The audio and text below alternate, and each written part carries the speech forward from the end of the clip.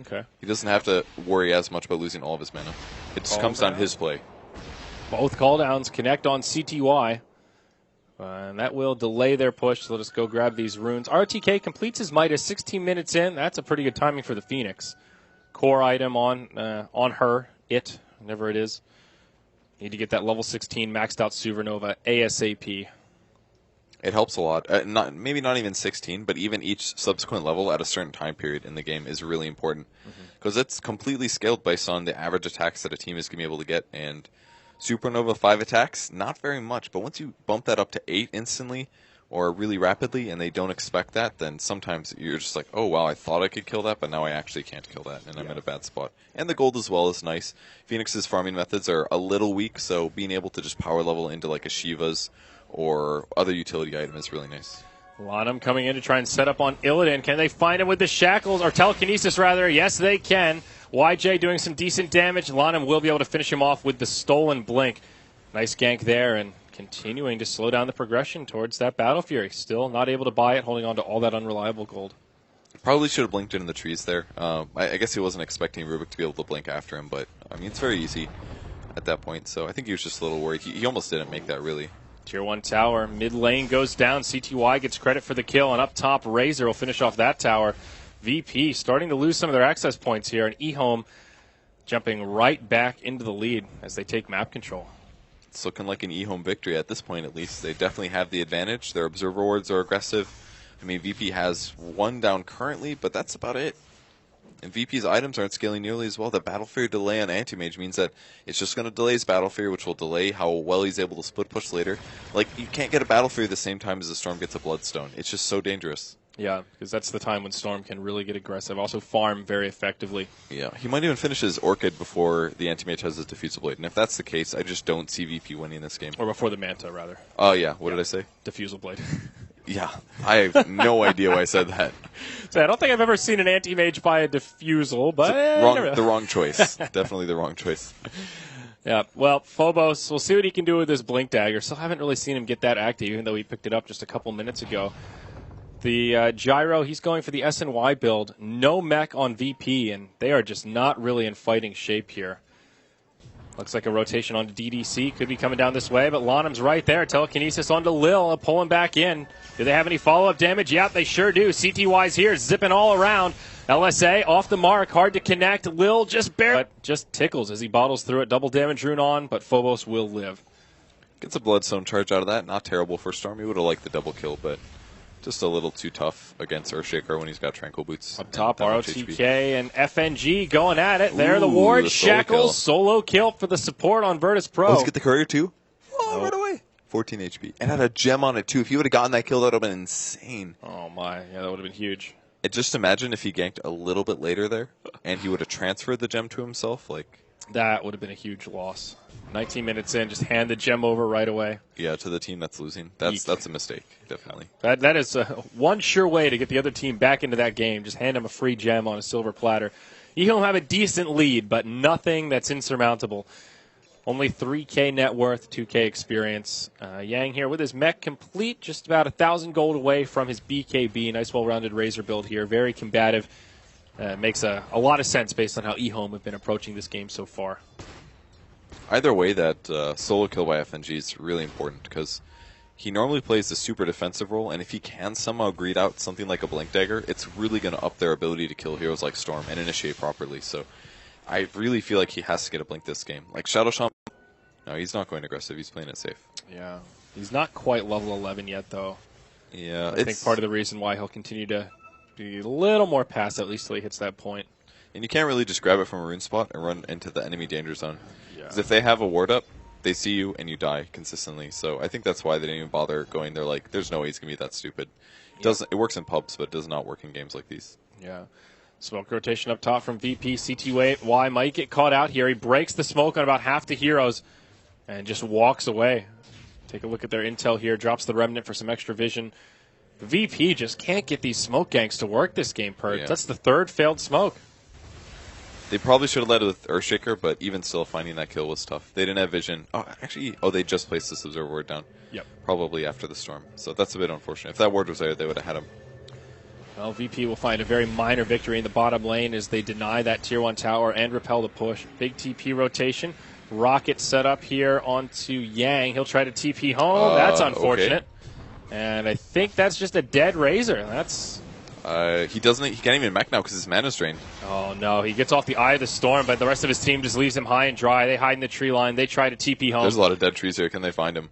Illidan gets credit for that one. ROTK doesn't have the Icarus dive up for another 15. He doesn't have Hex. 3 seconds. That's a dead ROTK. There's nothing he could do. Even if he gets off the Supernova there, he's going down no matter what. Still not level 11.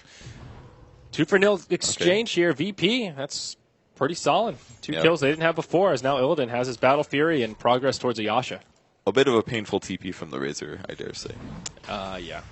I guess it is nighttime, so he just didn't see the rocket get cast, I guess. Yeah, I guess so. He did get the reflected damage. I don't know. I'm observing, so it's easy to see. But if you're playing, you just miss stuff like that sometimes. And he casted his TP, and then he saw the missile coming, then he canceled it and started running, and bam. The mana drain and no mech for him, and his survivability goes drastically down. That's actually something that's pretty significant and might influence fights. If Anti-Mage does go on Razor, drains his mana, and they don't get the mech off, that's 2,300 gold item. That's an overpriced chainmail.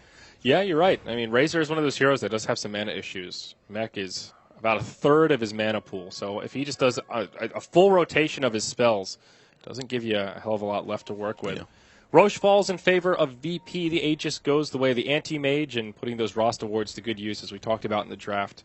Definitely one advantage that this support brings to the table is Roche on control.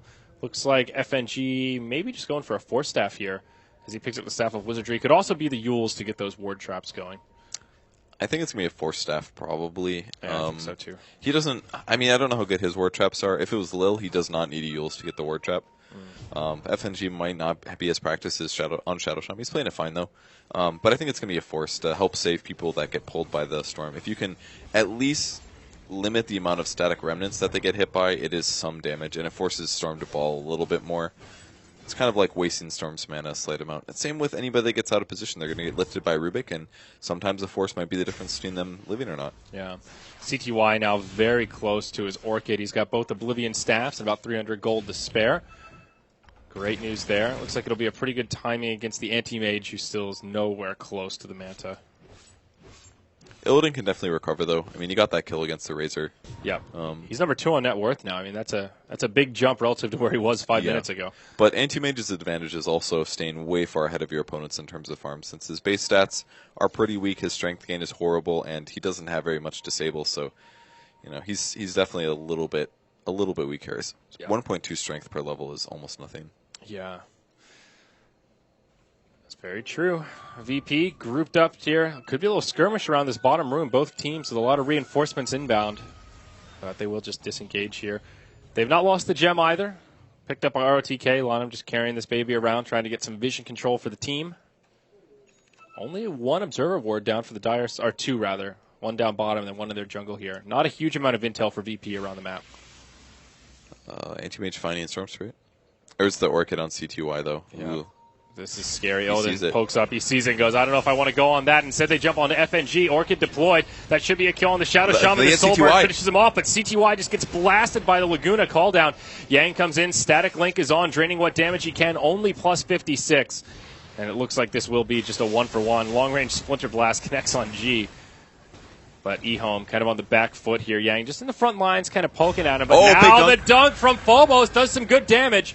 Winter's Curse deployed in return. BKB deployed by Yang. He'll stay in the front lines. Now they want to turn it around. Illidan reinitiates, but there's the Supernova to do some extra damage. Yang loses the BKB. CTY's back. And they'll finish off the Anti-Mage. He does have the Aegis of the Immortal. He'll be coming right back. Orchid.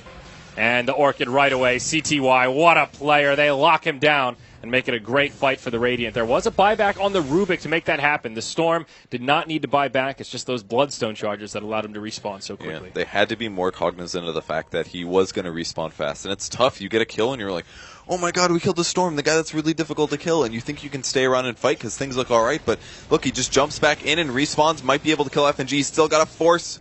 He gets killed in 1 pull duration, and all of a sudden, because they forgot about that Storm, they're losing kill after kill after kill. Aegis and Refresh on Anti-Mage, the Aegis and his second life on Anti-Mage. They've lost Lina, they've lost Shadow Shaman a second time, all because they weren't mindful of that cooldown. And it's so important to look up, but it's so difficult to have that that fundamental thing about Dota changed in your mind where, wow, somebody respawns really fast and you don't hear the buyback sound. Yeah.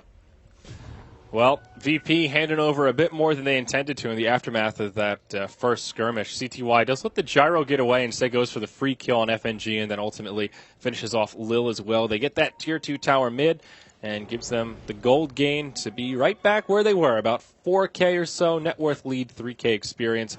ROTK now level 13, 2,300 gold. We'll start seeing some items pop onto this Phoenix. Probably a Shiva's Guard. Pretty core item on this hero. Always good to have against an anti-mage, Gyro, Lina. All these auto-attacking heroes. You might think it's bad because it increases his mana pool, but it also really decreases the attack speed of his illusions. Yes. Like, you usually, anti-mage doesn't buy that many agility items, usually, unless he goes for, like, a butterfly. And if he skips that, then his illusions are basically just at his base agility and the Manta style. So, oops, silence on Illidan now. He may end up dying. We're going to have a fissure. Oh, yeah, I think the Soul Burn could be enough. They've even got the Winter's Curse there to make sure he's locked down.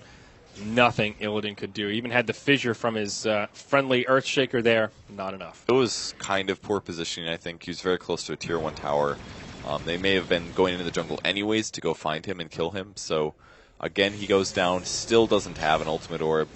No Manta in sight. In the mid lane, deployed on the tower. FNG will get the tower kill. CTY wants to continue the chase, but just can't quite do it now. Running low on mana. Lil on the high ground, left behind, but the Fiery Spirits will miss, and they will no longer pursue. Oh, and the ward's got the tower? Yep. That's pretty good for VP there. I mean, the Storm will get the last hits, but that one was a lot, 38. Yeah, that's a lot of gold, though. If you kill all of the Rasta wards, that's as much as a hero kill. Yeah, it's about 250 at least. Yeah. They're about 28 to 35. So, I guess given the position VP is in, every little bit helps, but definitely not coming for free. Yep, definitely not.